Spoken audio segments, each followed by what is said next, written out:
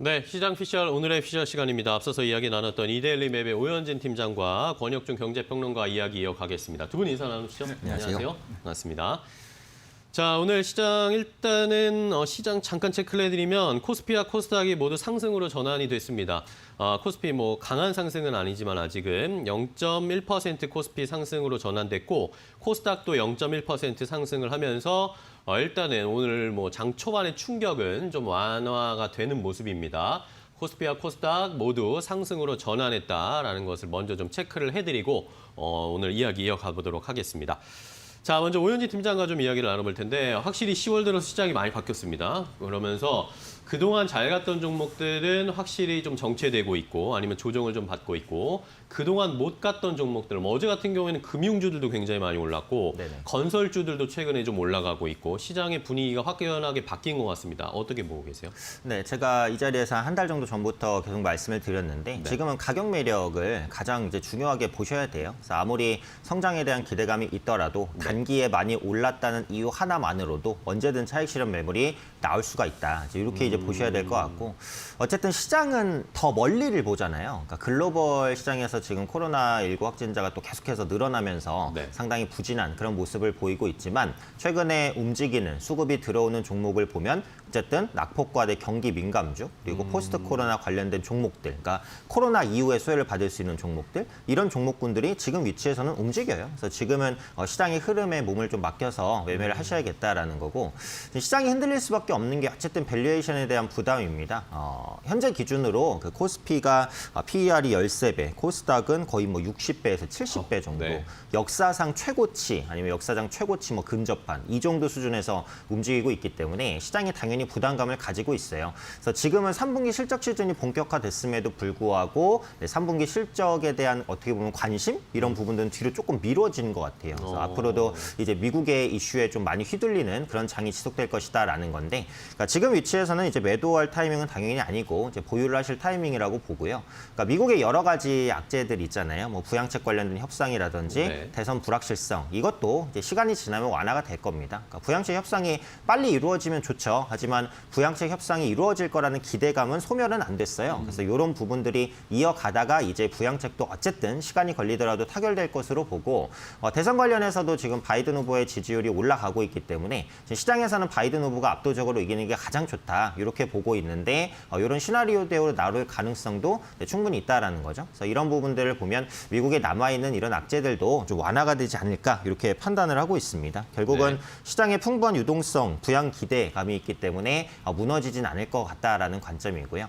업종으로서는 제가 그 중국 소비주 계속 말씀드렸어요. 그러니까 아직도 투자 포트폴리오에서 빼실 필요는 없다라고 생각을 합니다. 여전히 매수 가능한 섹터라고 봐요. 그래서 화장품이라든지 면세점 관련주들 실제로 면세점 그 매출을 보면 한 5월, 6월부터는 확실히 회복이 돼요. 물론 그렇다고 중국인 관광객 많이 들어왔을 때만큼 회복은 아니죠. 근데 바닥을 찍고 회복되는 것 이것은 분명하다 이렇게 보는 거고 그러니까 몇 달 전에 이제 재고 면세품에 대해서 온라인 판매가 좀 허용이 됐습니다. 그래서 이런 부분들도 매출을 좀 개선시키는 데 도움을 줄 수 있을 것이다라고 보고 있으니까 면세점 관련주 보셔야 되겠고요. 유통주도 제가 이 시간을 통해서 몇 번 말씀드렸습니다. 그러니까 대표격이라고 볼 수 있는 이마트 지금 좀 많이 올라왔어요. 상대적으로 가격 매력을 가질 수 있는 건 현대백화점, 그다음에 신세계, 롯데쇼핑, 그러니까 면세점과 유통에 대한 모멘텀을 같이 가지고 있는 이런 종목군들은 단기간에 좀 흔들리더라도 바닥을 찍고 완만하게 반등할 수 있다라고 보니까 유통주에 대한 관심도 계속 가지면 좋지 않을까 싶고요. 유통주를 보는 가장 중요한 지표가 이제 소비 지표입니다. 지금 미국을 보면 소비 지표가 좋아요. 그래서 앞으로도 긍정적으로 나올 가능성이 있다라고 보고 한국 같은 경우에도 아까 말씀드린 대로 소비 지표가 완만하게 좀 회복되는 모습, 코리아셀 페스타 이런 부분이랑 연관지어서 볼 수 있는 부분도 있으니까 지금은 이제 낙폭과대주에 일단 주목을 하시는 게 좋고 중국 소비주와 유통주에 대한 관심 지난주에 이어서 이번 주도 계속해서 이어갈 수 있겠다 이렇게 말씀드리겠습니다. 네, 자 먼저 오현진 팀장과 이야기를 나눴는데 말씀해 주신 것처럼 가격 메리트가 있는 걸 잘 찾아야 한다. 유통이나 이쪽으로 우리가 좀 생각을 해봐야 된다라고 중국 소비주 우리 이 말씀을 해주셨고 자 그러면 이번엔 권혁중 평론가 이야기를 해보겠는데요. 어쨌든 우리 시장을 많이 끌어올려줬던 게 흔히 말하는 성장주들, BBIG 이런 종목들에 대한 기대감으로 우리 시장이 많이 올라왔는데 이런 것들이 최근에 조금씩 주춤하고 조정을 받고 있습니다. 그러다 보니까 개인 투자자들은 이걸 아까 저희가 말했던 것처럼 던져야 될지 네네. 아니면 가지고 있어야 될지 아니면 이번 기회를 노려서 오히려 더 사야 될지 고민하시는 분들이 좀 있을 것 같아요. 어떤 전략을 가지면 좋을까요? 그러니까 이게 지금 더 혼란스러운 게 1단계 완화하면서 이제 투자자들이 이제 소비재주, 그냥 약간 소외됐던 또한 이런 소비재 쪽에 좀 관심을 좀 갖게 되는 것 같아요. 근데 저는 여기서 좀 퀘스천 마크를 던지고 싶은 게 이게 주도주가 바뀐 것인지 아니면은 말 그대로 수만매 국면인지 그 과거에 9월 달, 그러니까 8월 달쯤에 이제 강력한 순환매가 한번 들어왔었잖아요. 그때 짧게 굵게 갔죠. 그러니까 짧고 굵게 갔는데 그러한 어떤 장면의 연속인지 아니면 주도주가 확실히 바뀌는 건지 제가 봤을 때는 짧게 일어나는 패턴 정도 순환매 장세다 그냥 이렇게 좀 보고 있습니다. 왜냐하면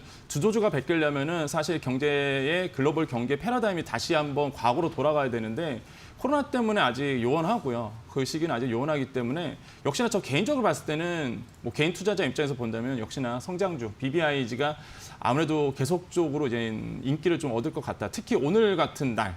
지금 뭐 공시 나오고 많은 분들이 또 SK 하이닉스에 관심을 갖고 있기 때문에 또 이러한 어떤 이슈들이 계속 나올 거란 말이죠. 특히 또 코로나19로 인한 뭐 치료자 이제 백신 이슈가 또 나오면은 또 이런 쪽에 또 관심을 가질 수밖에 없어요. 바이오 쪽에. 그래서 많은 분들이 봤을 때 이번에 있는 이런 어떤 어제가 좀 그 변동성을 잘 드러냈던 것 같아요. 어제 뭐 1단계 완화되면서 소비주들에 관심을 가졌는데 딱 올랐던 게 유통이라든지 의류 쪽만 오르고 난 데는 별로 이렇게 재미가 없었거든요. 이런 것만 봐더라도 조금 이렇게 변동성이 좀 큰 시장이다. 그래서 너무 이렇게 소비주 쪽으로 너무 이렇게 눈을 요즘에 들어와서 언론에서 많이 관심을 갖고 있는데 물론 소외주 중에서는 옥석 가리기는 가능합니다. 그러니까 PBR을 좀 보실 필요가 있겠죠. 그러니까 주가가 순 자산 대비해서 어느 정도 평가가 있느냐. 그래서 PBR 1보다 낮아지는 거, 1배수 밑에 있는 것들은 좀 관심 가져줄 만 하겠죠. 뭐 이런 건 좀 옥석 가리기는 볼 수는 있어도 너무 이렇게 언론에 휩쓸릴 필요는 없는 것 같다. 그래서 본인이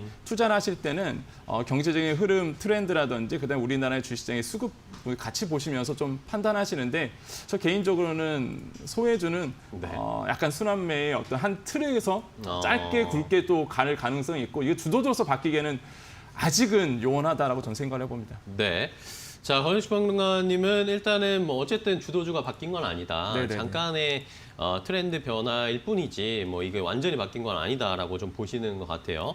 자, 그럼 오현진 팀장님께 마지막으로 좀 질문을 드리면 어쨌든 아까도 살짝 말씀해 주셨던 것 같은데 제약바이오가 좀 올라가야 된다라고 하셨잖아요. 근데 뭐 오늘 메디톡스도 그렇고 헬릭스미스도 그렇고 자꾸 안 좋은 이야기 계속 나옵니다. 자, 이러다 보니까 부담을 받고 있는데 제약바이오는 어떻게 보세요, 앞으로? 역시 이제 코로나19 관련된 백신 기대감 있는 종목 중심으로 다시 한번 이제 반등을 시도할 가능성이 높다 이렇게 보는 게 맞을 것 같아요. 그러니까 메디톡스는 개별적인 이슈입니다. 그러니까 개별적인 이슈라서 물론 제약바이오주 전체에 악영향을 끼칠 수도 있지만 현재 위치에서는 개별 이슈로 마무리될 가능성이 높다 이렇게 보는 거고 또 반대 소외로 대웅제약 같은 경우 또 상승을 하잖아요. 그래서 이런 부분들이 약간의 완충 효과도 줄 수 있다 이렇게 보고 있고요. 그러니까 그동안 시장을 주도했었던 이제 코로나19 관련된 그 백신 관련된 혹은 뭐 진단키트 관련된 이런 종목군들이 시장을 주도했다가 최근에 상당히 좀 주춤해지면서 밀리고 있는 이런 상황인데 국내 코로나19 관련된 수혜주로 엮인 게 지금 50종목이 넘어요, 사실은. 네이버 같은데 이제 검색을 해보시면 리스팅이 엄청나게 돼 있습니다. 그런 종목군 중에서 뭐 신풍제약이라든지 진원생명과학 이렇게 이제 개인 수급이 몰리면서 급등락하는 이런 종목 말고요. 그러니까 바닥권에서 이제 막 이제 움직이기 시작한 종목군들 있어요. 혹은 상대적으로 이제 못 오른 종목들 이런 종목군들이 그동안 급등했던 제약바이오주가 눌릴 때 그 키 맞추기에 따라서 저가 매수가 좀 들어오는 그런 모습이 나타날 것 같고요. 백신주는 절대 죽지 않습니다. 어쨌든 코로나19가 확산세를 다시 한번 보여주고 있고 백신이 안 나왔어요. 그러니까 결국은 나와줘야 되는데 지금 뚜렷하게 나오는 부분이 없잖아요. 백신 실패, 기대감이 많이 약해진 건 사실이지만 우리가 그렇다고 백신 개발을 포기할 건 아니잖아요. 어쨌든 그 부분에 있어서 반복적으로 이슈가 되면 언제든 급등은 나올 수 있다는 거죠. 지금 제약바이오주 내에서 어떤 종목이 코로나19 백신 개발에 성공할까? 이건 의미 없습니다. 아무도 몰라요. 그러니까 상대적으로 많이 올라가지 못했거나 바닥권에 있는 제약바이오주 중에서 임상 1상이나 이상에 들어가거나 코로나19에 뭐 효과가 있는 뭔가를 가지고 있거나 이런 종목군들이 움직일 가능성이 높으니까 제약바이오주도 역시 기술적인 부담이 적은 종목군들을 보시는 게 현재 위치에서는 가장 맞다 이렇게 말씀드리겠습니다. 네, 자 이렇게 오현진 팀장과 제약바이오 최근에 약간 지지부진한 제약바이오에 대한 전략까지 어떻게 대응해야 할지까지 자세하게 알아봤습니다. 자, 이데일리맵의 오현진 팀장, 권혁준 경제평론가와 이야기 나눠봤고요. 오늘 말씀 감사하고 다음 주에 또 뵙도록 하겠습니다. 고맙습니다. 네.